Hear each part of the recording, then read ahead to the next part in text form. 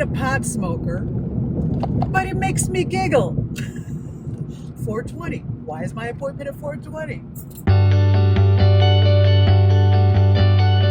Hello, and welcome to another episode of Auditions and Driving.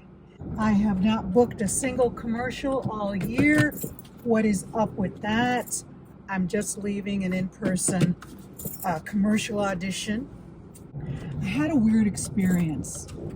Now, because it's the last week of August, the Democratic National Convention is going on, so the assistant started talking a little bit about politics and also kind of quickly apologized.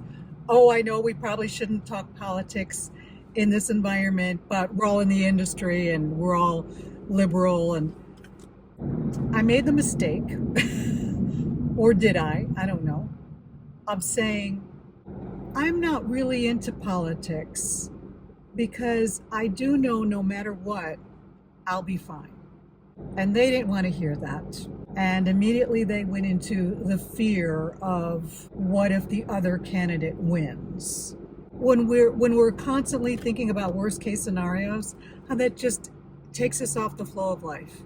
And they said, well, somebody you love is not going to be fine. I'm like, oh shit.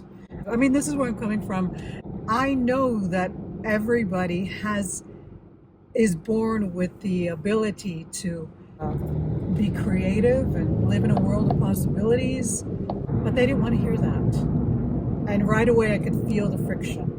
But we had to focus on task at hand, which is them running the session and me focusing. Fortunately, there wasn't a script for me to focus on, but there was an energy that I needed to stay in. And I think I did a pretty good job, but I still feel like, oh man, I wish I hadn't said my truth. And that's kind of a messed up place to be. I'm thinking about worst case scenarios. What if they talk to the casting director and say, Doreen said this, so maybe you don't want to put her audition through. And now that I say that out loud, that's ridiculous.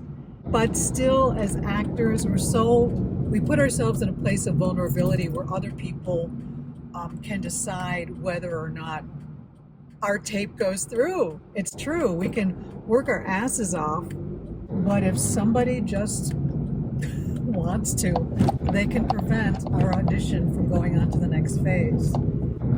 That's probably not going to happen. Let me talk about the audition itself. It was just an improv, which I'm really good at. I was paired up with a lovely gentleman.